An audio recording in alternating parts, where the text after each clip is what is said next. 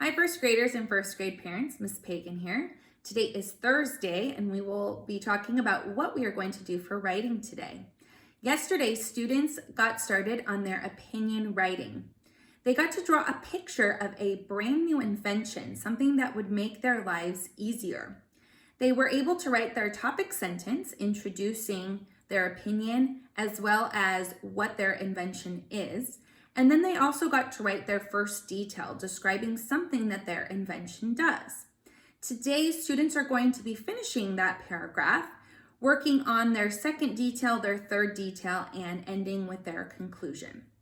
So yesterday in detail 1, students should have written something about what their robot or their invention does. For detail 2, students are going to choose a sentence starter, and they're going to give another detail about what their invention does or how it makes their lives easier. So they can choose next, also, in addition, or then. So again, students need to really think about what are the things that their invention is able to do. Maybe it's able to do a lot of things. So maybe it's a chore helper and it helps you sweep the floor, it helps you vacuum, and it helps you pick up your toys. So those are 3 things that they could write about in their details. So again, students will need to choose just one sentence starter. They'll need to say out loud what their detail sentence is, something about what their invention does.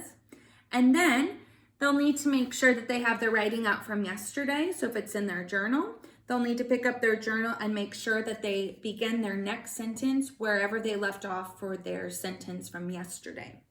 They'll write their sentence down. They'll then do their quick checks, checking for an uppercase letter at the beginning, finger space in between each word, a comma after their transition words, and a period at the end, and then whisper reading to make sure that it makes sense and that they put their letters nicely on the line. For detail 3, students will be doing exactly what they did in details 1 and 2.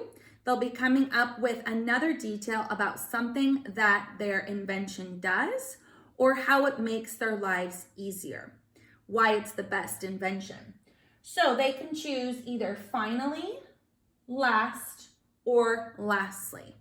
So again, once students have thought about their idea, they'll need to share it out loud with somebody. And if it makes sense, then they can go ahead and start to write their sentence.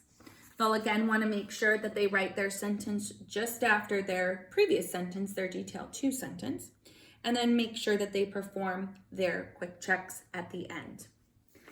After their detail, they'll be ready to work on their conclusion.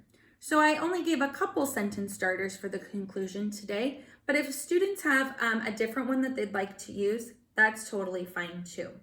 So if you remember our sandwich analogy, that the topic sentence and the conclusion sentence should kind of mirror each other while the details in the middle kind of tell you more about that topic, our conclusion today will want to do the same. It will want to mirror what they wrote for their topic sentence yesterday.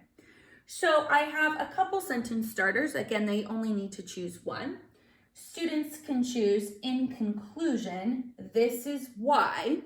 And then at the end of that sentence, they could say something along the lines of, in conclusion, this is why my chore helper robot is the best invention.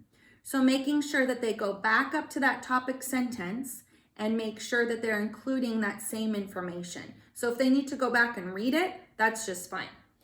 Or they can choose, now you can see why. So maybe students would say something like, now you can see why my chore helper robot is the best invention ever. Again, making sure it mirrors that topic sentence. So students can choose either one of these or their own. That's fine too, as long as it's a nice conclusion sentence starter. They'll need to say it out loud, and then once they're ready to write, they will go ahead and write their sentence at the very end of where their detail 3 was, and then perform their quick checks at the very end of their sentence. By the end of today, students will have a picture. Students will have a topic sentence, 3 details, and a conclusion. So they should have a 5-sentence paragraph by the very end. We always want to make sure students go back up to the top and read their paragraph in its entirety to make sure that they haven't forgotten anything and to make sure that it makes sense and to make sure that they did really nice, neat handwriting. If they were able to do all 5 sentences, then that's great. They did a wonderful job and they should be very proud of themselves. So if you have any other questions, don't hesitate to reach out to me or your child's teacher. And I hope you have a great day writing.